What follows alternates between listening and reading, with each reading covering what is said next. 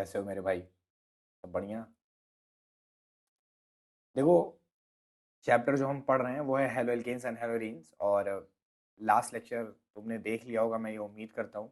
अगर तुमने last lecture नहीं देखा है तो पहले उसको देख के आओ, फिर इसको देखो तो ज़्यादा बेटर होगा। अदरवाइज़ कोई मतलब नहीं है इसको देखने का। ठीक है, तो मैं जल्दी से क्विक रिवीजन, जैसा कि मैं हर लेक्चर में कराता हूँ, तो एक क्विक रिवीजन करवाए दे रहा हूँ। क्विक रिवीजन नहीं बोलेंगे उसे बोलेंगे quick recap of this chapter. जल्दी जल्दी देखो मेरे साथ। चैप्टर का नाम है हेलो एल्केन्स एंड हेलोरीन्स। ठीक है, और काफ़ी अच्छा खासा बड़ा चैप्टर है। पढ़ने को छोटे में भी पढ़ा जा सकता है, पर उसका कोई मीनिंग नहीं होगा। तो इस चैप्टर में हमने क्या क्या पढ़ा है उसको जल्दी से बताया दे रहे हैं। सबसे पहले हमने पढ़ा क्या? इंट्रोडक्शन। सबसे पहले हमने पढ़ा इंट्रोडक्शन। फिर क्या पढ़ा भाई? क्लासिफिकेशन। जैसे ही मैं बोलता हूँ क्लासिफिकेशन, तो तुम्हें वीडियो को पॉज करके एक दफ़ा रिकॉल करना है कि क्लासिफिकेशन में किस किस बेसिस पे क्लासिफिकेशन हुआ था। 3 बेसिस पे हुआ था, तो वो सब तुम रिकॉल कर लिया करो। हेडिंग बोल के काम नहीं चलेगा। थर्ड अगर बात करें तो मैंने बात करी थी आईयूपीएसी नॉमेनक्लेचर की। तो इस चैप्टर का आईयूपीएसी नॉमेनक्लेचर बहुत ज़्यादा हाई लेवल का नहीं था, ठीक ही ठाक लेवल का था। कुछ 2-3 सवाल ही अच्छे खासे थे, बाकी तो सब ठीक ही ठाक था। फिर अगर हम बात करें फोर्थ, तो हम लोगों ने सीखी थी कॉमन नेमिंग। कोई भी ऑर्गेनिक कंपाउंड को हम कॉमन नेम कैसे देते हैं, ठीक है, वो भी हम लोगों ने सीख लिया था। और क्या क्या सीख चुके हैं भाई? पांचवी चीज, nature of C X bond. ये सब जानने के बाद हम लोगों ने डिस्कस किया nature of C X bond, कि जो कार्बन और हेलोजन बॉन्ड होता है उनका नेचर कैसा है। तो हमें पता है वो स्लाइटली पोलर होता है, और कितना ज़्यादा पोलर होगा वो डिपेंड करेगा कि कौन से दो एटम लिए गए हैं। ठीक है, एक मिनट रुकना ज़रा, थोड़ा ऊपर कर लेते हैं इसको। आप देख सकते हो छोटे छोटे ड्रॉपलेट्स बनने लगे हैं। ये है पसीने के ड्रॉपलेट जो मेरे बॉडी के अंदर से बन रहे हैं अभी, और बहुत गर्मी हो रही है इस टाइम। ठीक है, 6 देखते हैं। फिर हम लोगों ने पढ़ा प्रिपरेशन ऑफ हेलो एल्केन। जो हमने नया लेक्चर पढ़ा वो क्या पढ़ा? Preparation of halo alkane. और प्रिपरेशन ऑफ हेलो एल्केन में हमने कुछ मेथड्स डिस्कस किए थे, सबके बारे में बताए दे रहे हैं। सबसे पहले हमने सीखा था एल्कोहल से बनाना, कि एल्कोहल से कैसे बनता है। फिर हम लोगों ने क्या सीखा मेरे भाई? एल्कोहल से जब हमने बनाना सीख लिया हेलो एल्केन को, टोटल 7 मेथड थे इसमें। फिर हम लोगों ने सीखा फ्रॉम हाइड्रोकार्बन। अब हाइड्रोकार्बन की अगर बात करें तो हाइड्रोकार्बन में 2 टाइप के हाइड्रोकार्बन से हम लोगों ने सीखा था, एक एल्केन और दूसरा एल्कीन से। एल्कीन के 2 मेथड थे। सब जो लेक्चर देखता आ रहा है उसको बहुत बढ़िया से समझ में आ रहा होगा। तो ये हो गया भाई, हाइड्रोकार्बन से एल्केन और एल्कीन दोनों से बनाया जा सकता है जो है हमारा हेलोजन। ठीक है, अब सी ऑप्शन पे अगर जाएं तो एक मेथड हमने पढ़ाया था आपको, फ्रॉम हेलोजन एक्सचेंज। अच्छा, ये सारी चीजें सीखने के बाद, अच्छा, हेलोजन एक्सचेंज में 2 मेथड थे, एक थे फिंकेल्स्टाइन रिएक्शन और एक था स्वार्ट्ज रिएक्शन। फिंकेल्स्टाइन से हम आयोडीन वाला हेलोल्केन बनाते थे, और स्वार्ट्ज रिएक्शन से हम फ्लोरीन वाला हेलोल्केन बनाते थे। तो आई होप तुम्हें सब याद होगा अभी तक। चलो नेक्स्ट देखते हैं। नेक्स्ट टॉपिक जो हमने स्टार्ट किया इसके बाद वो आ गया केमिकल प्रॉपर्टीज। केमिकल प्रॉपर्टीज, तो पहले तो हमने आपको समझाया कि किस किस बेसिस पे रिएक्शन हो सकती है। वो वीडियो जरूर देखें आप, तभी इस वीडियो पे आए, क्योंकि उसमें बहुत बढ़िया तरीके से मैंने बताया है, जिससे कि तुम्हें याद रखने में काफ़ी ज़्यादा आसानी होगी, और ऑर्गेनिक केमिस्ट्री अगर याद रह जाएगी तो ज़्यादा बेहतर है। और तो केमिकल प्रॉपर्टीज़ में हम लोगों ने डिस्कस किया था कि 3 तरीके की केमिकल प्रॉपर्टीज़ होती हैं। न्यूक्लियोफिलिक सब्स्टिट्यूशन रिएक्शन, जिसमें न्यूक्लियोफिलिक सब्स्टिट्यूशन रिएक्शन पहला। दूसरा हमने बताया था आपको एलिमिनेशन रिएक्शन, ठीक है। और सबसे लास्ट हमने आपको बताया था रिएक्शन विथ मेटल्स। अच्छा, जब इस टॉपिक पे हम पहुंचे थे तो हमने आपको ये बताया था कि अगर इसमें हम स्टार्टिंग से पढ़ेंगे 1 से, तो ये थोड़ा सा टफ हो जाएगा, क्योंकि पहला जो टाइप ऑफ केमिकल रिएक्शन है ये थोड़ा सा ब्रॉड कॉन्सेप्ट है, न्यूक्लियोफिलिक सब्स्टिट्यूशन रिएक्शन, तो इसमें टाइम लगेगा। तो मैंने कहा इसको छोड़ दें, पहले बचे हुए दोनों पढ़ लेते हैं तो ज़्यादा बेहतर रहेगा। तो फिर हमने क्या किया, एलिमिनेशन रिएक्शन को पूरी तरीके से निपटा दिया, जहाँ पर हमने देखा कि जैसे मार्कोनिकॉव एडिशन रूल होता था, ऐसे ही सेटजेफ का रूल होता है, जो कि एडिशन के अपोजिट में काम करता है, यानी एलिमिनेशन के लिए काम करता है। रूल ये कहता था कि बीटा हाइड्रोजन हमेशा वो वाला रिमूव करना है जो मोर सब्स्टिट्यूटेड कार्बन से अटैच्ड हो। इसके साथ साथ मैंने ये भी बताया था कि इतना ज़्यादा सब्स्टिट्यूटेड भी नहीं होना चाहिए कार्बन कि तुम्हारा जो है हाइड्रोजन वहाँ पे हो ही ना। तो इन सारी बातों को तुम अगर ध्यान रखोगे तो बेहतर रहेगा। तो अभी हम एक काम करते हैं बेटा, कि अब हम आते हैं अपने नेक्स्ट टॉपिक पे, जो कि है रिएक्शन विथ मेटल्स। तो आज हमारा जो पढ़ना रहेगा, जो आज हमारा टारगेट है वो ये रहेगा। अपना रिएक्शन विथ मेटल्स, ठीक है। चलिए हेडिंग लगा लेते हैं, यहाँ पे अंडरलाइन करते हैं और हेडिंग लगाते हैं। चलो ध्यान से पढ़ना बेटा, पूरी शिद्दत के साथ। हेडिंग लग गई अपनी, रिएक्शन, रिएक्शन विथ मेटल्स। अच्छा रिएक्शन होगी किससे? मेटल के साथ। और किसकी होगी? जो चैप्टर पढ़ रहे हो, यानी हेलो एल्केन से होगी। और किससे होगी? तो रिएक्शन विथ मेटल्स। कौन कौन से मेटल से होगी? दो टाइप के मेटल से होगी, एक होगी मैग्नीशियम से और एक होगी सोडियम से, ठीक है। पहले हम पढ़ते हैं मैग्नीशियम से, तो इसमें पहली हेडिंग लगा लेते हैं, reaction of haloalkanes, haloalkanes. यहाँ सब लेक्चर बिल्कुल आराम आराम से चलेगा, ठीक है। क्विक रिवीजन को केवल तेजी से खत्म करना रहता है, बाकी तो हम आराम से ही पढ़ेंगे। तो रिएक्शन ऑफ हेलो एल्केन्स यानी कि RX, जितना ज़्यादा लिख पाओ उतना बेहतर। Reaction of haloalkanes with magnesium metal. तो पहले कुछ छोटी मोटी बात बता दे रहा हूँ इस कॉन्सेप्ट में थोड़ा सा, कि रिएक्शन विथ मेटल्स में होता क्या है। याद रखना, जब भी एक ऑर्गेनिक कंपाउंड, ये पूरी ऑर्गेनिक केमिस्ट्री के लिए बता रहा हूँ, जब भी एक ऑर्गेनिक कंपाउंड मेटल के साथ कंबाइन होता है, इसके साथ, मेटल्स के साथ, तो उससे जो कंपाउंड बनता है मेटल्स के साथ रिएक्ट करता है, ये नहीं बोलना है। मेटल के साथ जब कंबाइन होता है, जब मेटल के साथ कंबाइन हो, तो कंबाइन होने में, रिएक्ट होने में फर्क है, अभी दिखाऊंगा, बताऊंगा अभी कि कहाँ पे कंबाइन हुआ, वो कहाँ पे रिएक्ट किया। तो ऑर्गेनिक कंपाउंड क्या हुआ, मेटल के साथ जब कंबाइन होता है, तो इनसे जो कंपाउंड बनता है उसको हम नाम देते हैं organometallic compound. Organometallic compound. आगे चल के जब आप बड़े हो जाओगे, मतलब ग्रेजुएशन वगैरह कर लोगे, तो आपको ये सब पूरा एक एक पूरी बुक मिलेगी इस पे, ऑर्गेनो मेटालिक कंपाउंड पे, ठीक है। चलिए आ जाते हैं अपनी पहली हेडिंग पे। पहली हेडिंग क्या कहती है भैया हमारी? Reaction of haloalkanes with magnesium metal. तो बहुत ध्यान से सुनना क्या होता है। अगर हम लेते हैं अपना हेलो एल्केन, RX मतलब क्या हो गया भाई? Halo alkane, halo alkane. Hello halo alkane को हमने रिएक्शन करा दिया मैग्नीशियम के साथ, in presence of dry ether, in presence of dry ether. खाली तुमको जानना है ये चीज, क्योंकि इसकी डिटेलिंग में जाएंगे तो परेशान हो जाएंगे। मतलब मेरे ऊपर तुमको भरोसा रखना पड़ेगा, अंधा विश्वास करना पड़ेगा, और तुम्हें मेरे ऊपर छोड़ना पड़ेगा कि किस चीज का मुझे रीजन में घुसना है और किस चीज के रीजन में मुझे नहीं घुसना है। जिसमें मैं घुसूंगा उसमें तुम भी घुस जाना, जिसमें हम नहीं घुसेंगे उसमें तुम बाहरी बार से तुम भी तैर के चले आना, ठीक है। तो देखो, RX प्लस Mg जब ड्राई ईथर के प्रेजेंस में रिएक्ट करते हैं, ड्राई ईथर के प्रेजेंस में, वाटर हो नहीं सकता था, उसका रीजन अभी बाद में बता देंगे। तो ड्राई ईथर के प्रेजेंस में जब भी मैग्नीशियम और हेलो एल्केन आपस में रिएक्ट करते हैं, तो इन सब में हो जाती है एक प्रकार की एडिशन रिएक्शन। क्या हो जाती है? Addition reaction. अच्छा, एडिशन रिएक्शन का कंसेप्ट ये होता है कि कोई भी चीज निकलेगी नहीं, मतलब चाहे हम रिएक्टेंट 1 ले लें यानी RX, चाहे हम रिएक्टेंट 2 ले लें यानी मैग्नीशियम, ये सब आपस में कंबाइन हो जाएंगे। और ये कंबाइन होते कैसे हैं? ये कुछ ऐसे कंबाइन होते हैं कि R के साथ जाता है Mg और R के एक साइड जाता है X। अगर तुम थोड़े भी समझदार हो तो तुमको तुरंत समझ में आ गया होगा कि जो चीज मैंने आपके सामने इस टाइम बनाई है, वो ऑब्वियसली एक स्टेप में तो ऐसा हो ही नहीं सकता कि अरे भैया ये कोई गेट थोड़ा ना है कि इस गेट को खोला उसके बीच में Mg जाके बैठ गया। तो ऑब्वियस सी बात है, इसकी पूरी एक मैकेनिज्म होगी जिसके थ्रू ये कंपाउंड बनता होगा। पर हमें ऑलरेडी काफी ज्यादा जिम्मेदारी है पढ़ने की, तो हम उतना नहीं घुसेंगे कि हम पूरे साल केवल haloalkanes and haloarenes ही पढ़ते रह जाए, ठीक है। तो ध्यान से सुनना मेरी बात। तो ये जो कंपाउंड बना RMgX, ये कंपाउंड, इसको कहा जाता है ग्रिगनार्ड ग्रिगनार्ड रिएजेंट।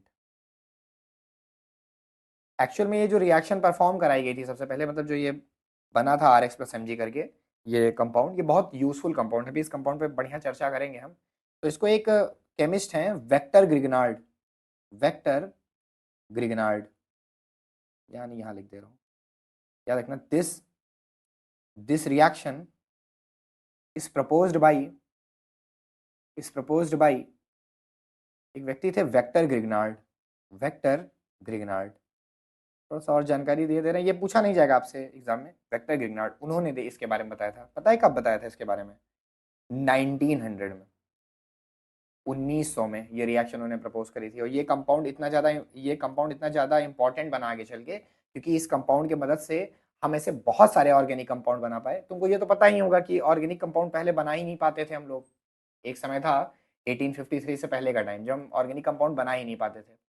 फिर एक समय आया जब हम ऑर्गेनिक कंपाउंड बनाना सीख गए, और ऑर्गेनिक कंपाउंड बनाना सीख गए तो ऐसा नहीं कि सारे ऑर्गेनिक कंपाउंड बनाना सीख गए, कुछ ऑर्गेनिक कंपाउंड बनाना हम सीख गए, और धीरे धीरे करके हम ज्यादा से ज्यादा ऑर्गेनिक कंपाउंड बनाते गए। तो ये जो कंपाउंड है RMGX, जिसको हम फिर एक बार नाम ले रहे हैं ग्रिग्नार्ड रेजेंट, ये इतना इंपॉर्टेंट कंपाउंड बना बेटा कि आगे चल के बहुत सारे ऐसे ऑर्गेनिक कंपाउंड हैं जिसको बनाने के लिए केमिस्ट लोग जो है पापड़ बेल रहे थे, यहाँ इसको कैसे मैन्युफैक्चर किया जाए। लेकिन इस कंपाउंड की मदद से बहुत इजीली हम मैन्युफैक्चर कर पाए उन सारे कंपाउंड को। तो क्या क्या है वो तुमको आगे चल के पता चलेगा। ये RMGX कोई हल्का फुल्का नहीं है कि एक खाली तुम्हारे हेलोएल्केन्स या हेलोएरिन्स में आ रहा है, ये चलता रहेगा ऐसे ही पूरी कक्षा 12 की ऑर्गेनिक केमिस्ट्री में चलता रहेगा।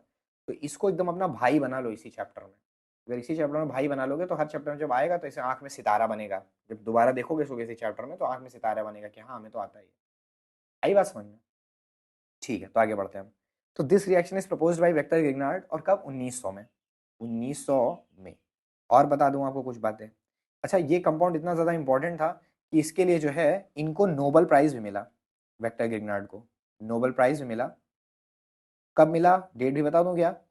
1912 में मिला। एक्चुअल में जब मैं ग्रेजुएशन कर रहा था तो ये क्वेश्चन था, तो वहां पे मुझे याद हो गई थी ये डेटा। चलो, तो ये इतनी बातें हो गई। तो ये है आपका ग्रिग्नार्ड रेजेंट RMGX। आइए डिस्कस करते हैं कि RMGX क्या है, कैसे है, क्या है कहानी इसकी, इसके बारे में कुछ जानते हैं ना अच्छे से। ये तो हम समझ गए कि भैया जब RX यानी कि हेलो एल्केन से जब मैग्नीशियम मेटल रिएक्ट करता है तो RMGX बन जाता है। ये इसमें हम बहुत ज्यादा डिटेल में नहीं गए, लेकिन अब RMGX होता क्या है इसकी हम डिटेलिंग अच्छे से करेंगे। तो RMGX को अगर तुम ध्यान से देखोगे तो इसमें है एक एल्किल ग्रुप। एक क्या है बेटा? ये किन तीन चीजों से मिलकर बना है? ये कॉम्बिनेशन है एल्किल का प्लस मैग्नीशियम मेटल का, Mg मेटल का, ठीक है, और इसके साथ साथ हैलाइड आयन का। तीन चीजों का कॉम्बिनेशन है। पहली बात तो ये हो गई। अब तुम मेरी बात बहुत ध्यान से सुनते जाओ और तुम्हें एक एक चीज समझ में आती जाएगी। वैसे तो तुम्हें लगता होगा कि R पॉजिटिव इन नेचर होता है। तुमने अभी तक देखा ही है कि जब भी R X बॉन्ड बनता था तो X पे आता था निगेटिव और R पे आ जाता था पॉजिटिव, ऐसा तुम देखते थे। लेकिन हमने हमेशा कहा है कि कौन पार्शियल पॉजिटिव बनेगा, कौन पार्शियल नेगेटिव बनेगा, ये ऐसे नहीं डिसाइड किया जाता है कि नहीं ये पॉजिटिव होता है नेगेटिव। ये डिफाइन किया जाता है रिलेटिविटी पे। रिलेटिविटी मतलब दो चीजें अगर आपस में जुड़ी हुई हैं तो उनमें से अगर एक कोई ज्यादा निगेटिव हो गया तो दूसरा वाला चाहे वैसे हमेशा निगेटिव ही क्यों ना बनता रहा हो, लेकिन क्योंकि ये ज्यादा निगेटिव हो गया तो आज उसको क्या बनना पड़ेगा? पॉजिटिव बनना पड़ेगा। ये होता है कॉन्सेप्ट। तो मेरे भाई एक बात बताओ, Mg तो बहुत ज्यादा पॉजिटिव है। अरे मैग्नीशियम मेटल है मेरे भाई, वो भी ऐसा वैसा मेटल नहीं, एल्कलाइन अर्थ मेटल। तो एल्कलाइन अर्थ मेटल्स जितने भी होते हैं बेटा, ये इतने ज्यादा रिएक्टिव होते हैं, मतलब एल्कली मेटल्स के बाद इन्हीं का नंबर है मोस्ट रिएक्टिव मेटल्स में। तो ये इतने ज्यादा पॉजिटिव होते हैं मेरे भाई, तो इनके सामने आर क्या रहेगा? प्लस रहेगा कि माइनस रहेगा? कार्बन इसके कंपैरिजन में निगेटिव रहेगा कि पॉजिटिव रहेगा? खाली इतना बताओ। Mg के कंपैरिजन में कार्बन निगेटिव रहेगा, ऑब्वियस सी बात है, तो इस पे आ गया पार्शियल निगेटिव। तो इन लोगों के बीच में एक पोलर बॉन्ड बनेगा जिसमें R हो जाएगा स्लाइटली निगेटिव और Mg क्या हो जाएगा? पॉजिटिव। अच्छा, आप कहानी देखते हैं Mg और X के बीच की। अब कहानी किसके बीच की देख लेते हैं? Mg और X के बीच में। तो मेरे भाई Mg और X के बीच में कौन ज्यादा पॉजिटिव रहेगा? ऑब्वियसली Mg बहुत ज्यादा पॉजिटिव रहेगा क्योंकि वो मेटल है, और जो हमारा हैलाइड ग्रुप है वो नॉन मेटल है, निगेटिव बनता है वो। तो इसमें Mg इतना ज्यादा पॉजिटिव रहेगा हैलोजन के कंपैरिजन में कि इनकी पोलरिटी एकदम हद पार कर जाएगी। इनकी जो पोलरिटी का डिफरेंस है वो एकदम हद पार कर जाएगा, और हद पार करते करते ये सिचुएशन आ जाएगी कि Mg और X के बीच में इतना ज्यादा पोलरिटी आ जाएगा कि इनका बॉन्ड जो है वो आयनिक हो जाएगा। मतलब इसमें R और Mg के बीच में जो बॉन्ड है उसमें भी पोलरिटी थी, लेकिन उसके बीच में इतनी पोलरिटी थी कि हाँ भाई ये निगेटिव हो गया और ये पॉजिटिव। लेकिन Mg और X के बीच का बॉन्ड कैसा हो गया? आयनिक। कैसा हो गया? आयनिक। आयनिक को दिखाने का तरीका क्या है? मैंने प्लस माइनस बना दिया, पार्शियल प्लस और पार्शियल माइनस नहीं दिखाया। तुम अगर ध्यान दोगे तो हमने यहाँ पर बॉन्ड भी नहीं बनाया था।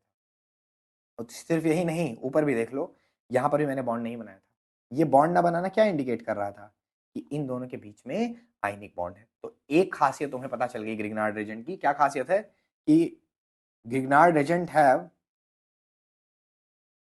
Both covalent bond. पहली बात तो इसमें कोवेलेंट बॉन्ड भी है, इसके किसके बीच में? आर और Mg के बीच में। And ionic bond, ionic bond किसके किसके बीच में, Mg और X के बीच में। आई बात समझ में? तो पूरा पूरा सीन अगर हम एक बार में लिखना चाहें तो कुछ ऐसा लिखेंगे कि ये हो गया R, ये हो गया Mg और ये हो गया X, इधर बन गया प्लस माइनस, ठीक है, और ये R Mg हो गया, ये बन गया हमारा कौन सा बॉन्ड, ये बन गया अपना कोवेलेंट बॉन्ड, ठीक है, और ये बन गया अपना आयोनिक बॉन्ड, आयोनिक बॉन्ड। आई बात समझ में? तो ये हो गई कहानी, इतनी बातें आपको ग्रिग्नार्ड रीजन के बारे में ध्यान रखना है। और कुछ बातें बता देता हूँ, कितनी बातें मैंने लिखी, अभी 2 बातें लिखी, तीसरी बात सुनो। Grignard reason is very reactive, बहुत ज्यादा रिएक्टिव होता है, इतना रिएक्टिव कि इसको तुम खुली हवा में भी छोड़ नहीं सकते, हवा के साथ रिएक्ट नहीं करेगा, अगर तुम खुली हवा में छोड़ दो तो हवा के साथ रिएक्ट नहीं करेगा, एटमॉस्फेयर में मौजूद जो वाटर है उसके साथ रिएक्ट कर लेगा। तो एक सवाल भी पूछा जाता है हमेशा, क्या पूछाता है, मैं लिख के दिखा रहा हूँ, why Grignard reagent can not be stored in open vessel, एक खुले बर्तन में हम ग्रिग्नार्ड रीजन को क्यों नहीं स्टोर कर सकते हैं। इसी को और कैसे कैसे पूछा सकता है, why Grignard reagent can not be kept in moisture, moisture में हम क्यों नहीं रख सकते, ये भी सवाल हो गया। ऐसे अलग अलग तरीके होते हैं, एक बिल्कुल आसान टाइप का सवाल कि बिल्कुल फिलोसफी में ना जाए, सीधे सीधे आपसे पूछ ले what happen when Grignard reason reacts with moisture, या इसी को बोल दे वाटर। तो इन द एंड मतलब तो सबसे आखिरी वाला जो सवाल है वही मेन सवाल हुआ, लेकिन उस सवाल को अलग अलग लहजे से कैसे प्रस्तुत किया जा सकता है वो मैटर करता है, ठीक है। तो इस सवाल का जो ये सवाल है आपका, इसका मैं आपको जवाब देने जा रहा हूँ, और मैं उम्मीद करता हूँ कि इस जवाब को तुम बहुत अच्छी तरीके से समझोगे, क्योंकि इस जवाब को अच्छे से समझना तुम्हें पड़ेगा। उसका रीजन है क्योंकि अगर तुम इस सवाल को अच्छे से नहीं समझोगे तो आगे चलिए ग्रिग्नार्ड रीजन का जितना भी रिएक्शन कराएंगे हम, वो सब इस सेम तरीके से सॉल्व होगा। जैसे ये वाला रिएक्शन हम करेंगे, बिल्कुल सेम रटंतु विद्या हर रिएक्शन में काम कर जाएगी। तुम अगर यही सीख लोगे वो मेथड तो तुम्हारे लिए अच्छा रहेगा। चलो मैं करके दिखाता हूँ, ठीक है। देखो, हमने लिखा इधर ग्रिग्नार्ड रीजन यानी RMgX, और इधर लिखा हमने H2O। भाई मॉइस्चर का मतलब क्या हुआ, H2O, ठीक है। अब देखते हैं क्या होगा, थोड़ा जगह कम कर लेते हैं, H2O। अब देखते हैं क्या होता है। तो अगर इस रिएक्शन को तुम सच में समझना चाहते हो तो मैंने हमेशा समझाया है तुम्हें कि H2O को कैसे देखना है, तुम्हें HOH करके देखना है। अगर तुम H2O को HOH करके नहीं देखोगे तो तुम बहुत सारे सवाल ऑर्गेनिक के नहीं सॉल्व कर पाओगे, बहुत सारी रिएक्शंस नहीं सॉल्व कर पाओगे। अब तुम ध्यान से देखना मेरे साथ, बहुत आसानी से काम हो जाएगा। H और OH में कौन पॉजिटिव कौन निगेटिव, H पे पार्शियल पॉजिटिव। अब तुम धीरे धीरे तुम्हारी ऑर्गेनिक केमिस्ट्री एकदम बेहतर कर होती जाएगी यहाँ से। और OH क्या हो जाएगा, पार्शियली निगेटिव चार्ज। सही कहा ना? हाँ बेटा, अगर तुम ग्रिग्नार्ड रीजन को अच्छे से देखो तो इसमें देखो ये वाला पार्ट आयनिक है, लेकिन आयनिक पार्ट का कोई कुछ नहीं होगा। पता है क्यों? क्योंकि आयनिक, ये जो हमारी केमिस्ट्री होती है ऑर्गेनिक केमिस्ट्री, ये वीक बॉन्ड की केमिस्ट्री है। इसमें सारा खेल किसका होता है, कोवेलेंट बॉन्ड का होता है। समझ गया ना? और ना ही हमने यहाँ पर कोई बहुत बेहतर सॉल्वेंट लिया है जिसके अंदर ये डिसोसिएट हो। तो आप सुनो क्या होगा, H पे आ गया पार्शियल पॉजिटिव, OH पे आ गया पार्शियल नेगेटिव। अच्छा, इसमें ये वाला बॉन्ड बनाओ ही मत क्योंकि इसका कोई खेल ही नहीं होना। ये पार्ट हमेशा रिजर्व रहेगा। हमेशा याद रखना ग्रिग्नार्ड रीजन में जब भी ऑर्गेनिक केमिस्ट्री में रिएक्शन होगा तो MgX वाला पार्ट क्या रहेगा, रिजर्व्ड रहेगा। रिजर्व मतलब इसमें कोई भी खेल नहीं होगा। अब सुनना ध्यान से, इसमें R पे क्या हो जाएगा बेटा, पार्शियल नेगेटिव, और Mg पे क्या हो जाएगा, पार्शियल पॉजिटिव। अब बस तुम्हें वही सिंपल सा चीज लगाना है जो तुम बचपन से जानते हो, मतलब जब से केमिस्ट्री पढ़ना शुरू किया हो तब से जानते हो। क्या जानते हो तुम? कि जो है निगेटिव चीज से कौन जुड़ जाएगा, पॉजिटिव चीज, और पॉजिटिव चीज से कौन जुड़ जाएगा, निगेटिव चीज। हमेशा बॉन्ड बनेगा निगेटिव टू पॉजिटिव, क्योंकि इलेक्ट्रॉन रिच कौन है, एक मिनट, बाप रे बाप बहुत पसीना हो गया यार। ठीक है, तो हमेशा जो है क्या बता रहा था मैं, हाँ, हमेशा तुम्हें जो बॉन्ड बनाना रहेगा, जो एरो दिखानी रहेगी, वो हमेशा निगेटिव से चलनी चाहिए और पॉजिटिव की तरफ जानी चाहिए, क्योंकि इलेक्ट्रॉन रिच जो है वही अटैक करता है। देखिए हम कैसे बनाएंगे। यहाँ पर R क्योंकि निगेटिव है तो इससे मैंने एक बॉन्ड बना दिया, कलर बदल लेते हैं। यहाँ R से मैंने एक बॉन्ड बना दिया जो कि जाता है H को कैप्चर करने। किसको कैप्चर करने? H को कैप्चर करने। और जो ये OH है ये कहाँ चला जाता है? किस पे अटैक करने? Mg पे। तो इसका प्रोडक्ट क्या बनेगा? ध्यान से देखना, R था और R के साथ कौन आ गया? R के साथ कौन अटैच हो गया? H। तो ये बन गया RH। बात को समझना। प्लस MgX था, कौन था? MgX, और उसके साथ कौन चला गया? OH गया है अटैक करने, तो MgX OH। MgX OH चाहो तो एक ही तरह बना लो, MgX OH, कैसे भी लिखो सब सही है। MgOHX कैसे भी लिखो सब सही है बात समझ में? अब ये RH क्या है बेटा? RH केवल R होता है एल्किल। एल्किल मतलब एल्केन से एक कम हाइड्रोजन। एल्किल मतलब क्या? एल्केन से एक कम हाइड्रोजन। जो एक कम हाइड्रोजन होता है एल्केन से, वही हाइड्रोजन तो इसको मिल गया ना, तो ये क्या बन गया? ये हो गया हमारा एल्केन। क्या बन गया? एल्केन।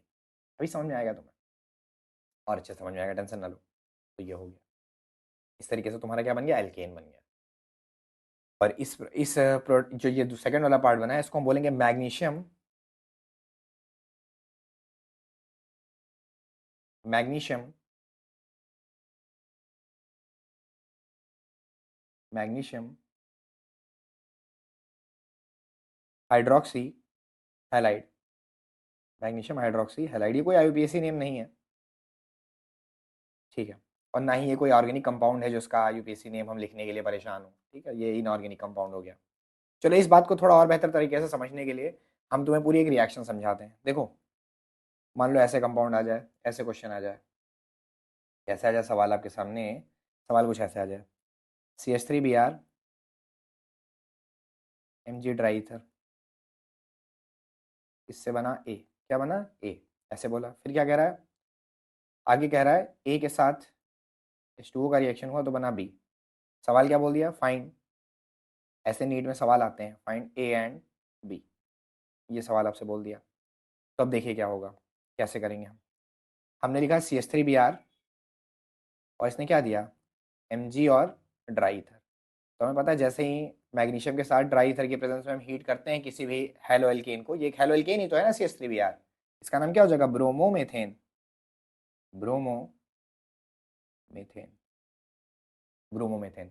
तो जैसे ही हम इसको हीट करेंगे मैग्नीशियम के साथ, तुरंत ही यहाँ पर क्या होगा? CH3MgBr बन जाएगा। CH3MgBr, ये बन गया हमारा ग्रिग्नार्ड रेजेंट। ये हमारा हो गया ए का जवाब। कोई पूछे ए क्या था तो उसे बोल देना ए यही है, यही है मेरे भाई ये। समझ गए? अब आगे क्या करना था हमें? इस ए को यानी CH3MgBr को रिएक्ट कराना था H2O के साथ। किसके साथ? H2O के साथ। तो हमने हमेशा बताया कि जब भी तुम्हें मैकेनिज्म लिखनी होगी तो तुम H और OH अलग कर लेना, नहीं तो लिख नहीं पाओगे। अब आगे क्या करना है देखो फिर से बहुत आसानी से। इस पे पार्शियल पॉजिटिव, OH वाला पार्ट इसके कंपैरिजन में निगेटिव। यहाँ पर हम CH3Br में कोई छेड़छाड़ करेंगे नहीं, इसको एज इट इज दिखा रहने देंगे। ये एकदम रिजर्व पार्ट है। इसमें CH3 पे आएगा निगेटिव और Mg पे आएगा पॉजिटिव। अब क्या करना है? निगेटिव वाले को ले जाना है पॉजिटिव के पास, और इधर का निगेटिव वाला किस पे अटैक कर देगा? Mg positive pay. कंपाउंड क्या बन जाएगा? CH3 के साथ चला गया, CH3 के साथ आ गया H, CH3 के साथ आ गया H, और Mg के साथ क्या चलाया? Mg के साथ चलाया OH, तो MgOH Br। आया बात समझ में? अब यहाँ पर CH3H जो लिखा हुआ है, अगर इसको हम CH4 लिख दें, CH4 लिख दें तो कोई दिक्कत? इसका नाम क्या हो जाएगा उस सिचुएशन में? मेथेन। आया बात समझ में? तो आई होप तुमको ये समझ में आ गया होगा। इससे हमने तुमको ग्रिग्नार्ड एजेंट और ये दोनों रिएक्शन बता दी है। तो थोड़ा सही से मतलब ग्रिग्नार्ड एजेंट वाला और जो उसका एक रिएक्शन हो सकता है, मतलब कि उसको मॉइस्चर में क्यों नहीं रख सकते, उन दोनों का मैंने जवाब देने का कोशिश किया है इसके थ्रू। ठीक है, अब आ जाते हैं हम अपनी सेकेंड रिएक्शन पे। ठीक है, देखते हैं। ठीक है भाई,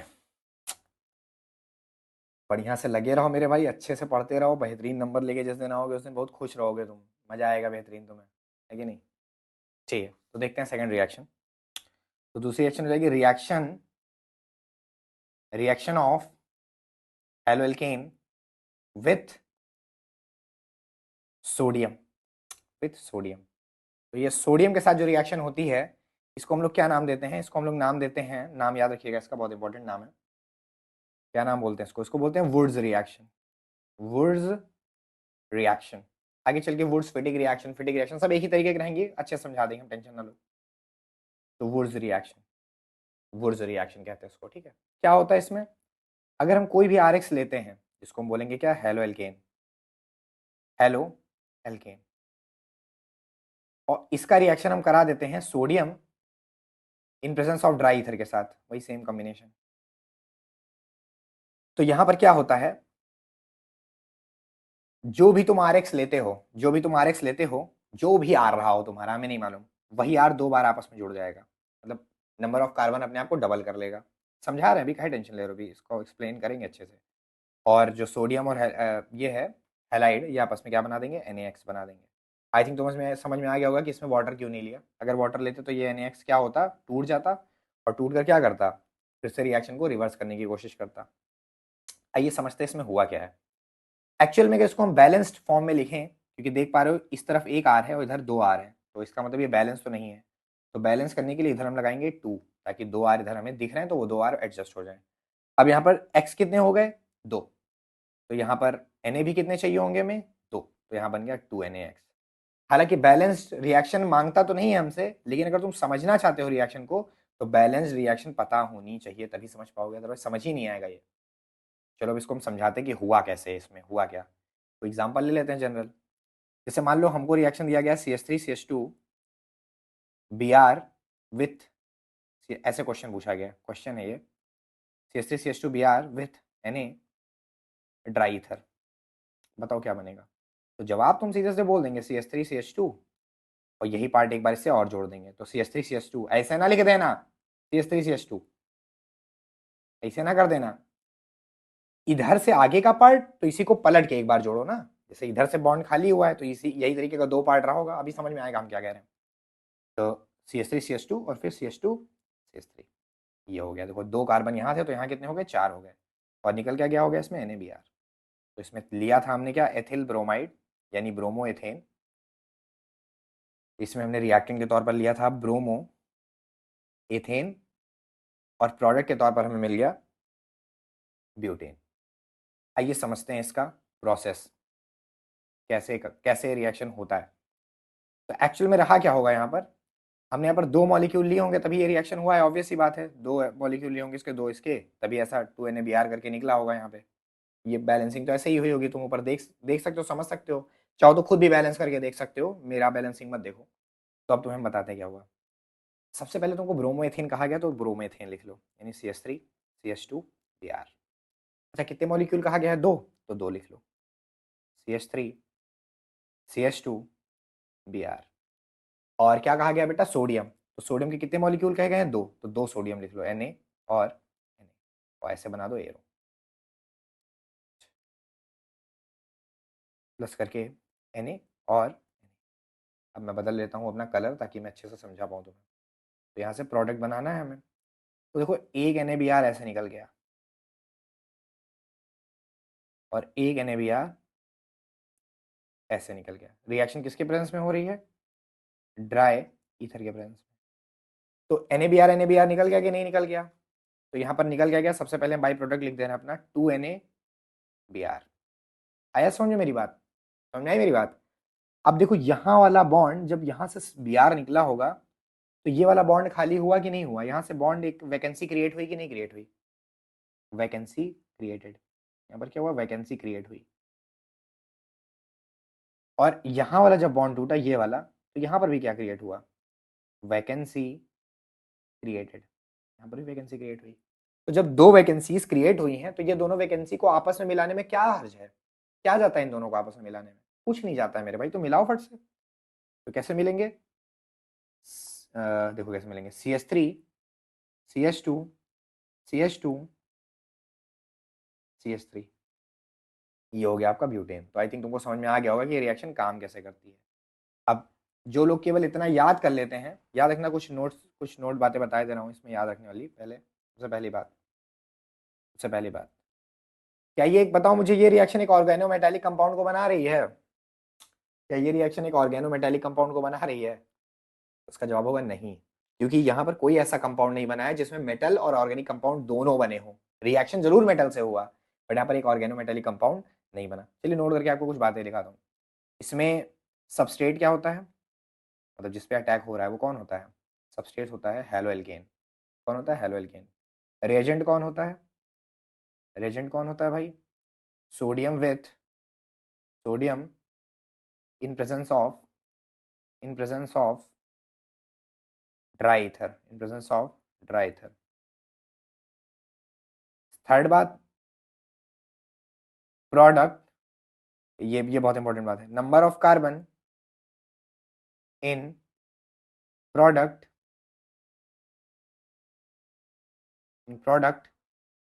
contain contains double the number of double the number of double the number of carbon present in reactant। और ये तो तुमको अलग से मालूम ही होना चाहिए कि रिएक्टेंट साइड में कौन लिया गया है? रिएक्टेंट साइड में लिया गया है हेलो एल्केन। कौन लिया गया है? Halo alkane. और प्रोडक्ट साइड में बना कौन है? एल्केन। कौन बना है? एल्केन। लाइन को ऐसे पढ़ना, एक बार प्रोडक्ट करके पढ़ना, एक बार एल्केन करके पढ़ना, ठीक है? तो ये बात भी इनकी बहुत ज़्यादा ज़रूरी है। सी पार्ट हमारा यही था। अब एक क्वेश्चन देता हूँ इस पे, कि बहुत सारे लोग गलत कर देते हैं। क्या क्वेश्चन होता है बताता हूँ तुम्हें। जैसे मैंने कहा कि मेरे भाई हमारे पास ये कंपाउंड है, क्या कंपाउंड है? CH3 CH CH3 tert butyl chloride. क्या नाम बोला बेटा मैंने? Tert butyl chloride. Tert butyl chloride. और इसको रिएक्ट कराना है हमें sodium in presence of dry ether के साथ। तो बताओ कहानी क्या होगी? तो बहुत सारे बच्चे जो ब्यूटिल ब्यूटिल सुनेंगे कि टर्ट ब्यूटिल है, टर्ट ब्यूटिल है, तो वो क्या करेंगे? ब्यूटिल है मतलब इसमें क्या बन जाना चाहिए? ऑक्टेन। क्योंकि उनके दिमाग में तो एक कॉन्सेप्ट बैठा हुआ है कि जितने कार्बन हमारे लेफ्ट साइड में रहेंगे उसका डबल राइट साइड में बन जाएगा, उतना ही याद कर लेते हैं। तो ब्यूटिल वर्ड सुना नहीं कि उनको बोल देंगे ऑक्टेन बना। पर ऐसा नहीं है। जो समझदारी से देखोगे तो इसमें बॉन्ड कहाँ से टूटा होगा? यहाँ से। इस तरीके के कितने कंपाउंड लिए गए होंगे बेटा इस रिएक्शन में, पहले बताओ मैं। इस तरीके के कितने कंपाउंड लिए गए होंगे? दो। बना के दिखाई दे रहा हूँ, देखो। CH3 C, यहाँ पे H कम कर दो बेटा, देखो ये सब गलतियाँ हो जाती हैं पढ़ाते समय, ठीक है? CH3C CH3 CH3 और यहाँ पर हम लिख दिया Cl। ऐसा एक और कंपाउंड बना ले रहे हैं, तभी हम सही रिएक्शन तक पहुँच पाएंगे। CH3 Cl, और इन दोनों के साथ हमने क्या ले लिया? हमने प्लस लगाया और लिख दिया Na। दो Na के एटम लेने थे तो एक इधर लिख दिया और एक इधर लिख दिया। अब क्या होना है? आज गर्मी बहुत भयानक है यार, मतलब मुझे तो कोई दिक्कत नहीं हो रही है, लेकिन वो जो, ठीक है देखो यहाँ पर क्या होगा। अब यहाँ पर क्या होगा? Na और Cl ऐसे करके निकल जाएंगे, और यहाँ पर भी NaCl NaCl बन के निकल जाएगा। रिएक्शन किसके प्रेजेंस में हो रही है? ड्राई ईथर के प्रेजेंस में हो रही है। तो फाइनली हुआ क्या? देखो पूरा जो इधर वाला मॉलिक्यूल था, मिनट, जो पूरा इधर वाला सेट था उसको हम पहले लिख दे रहे हैं। क्या था भैया? CH3 C CH3 CH3।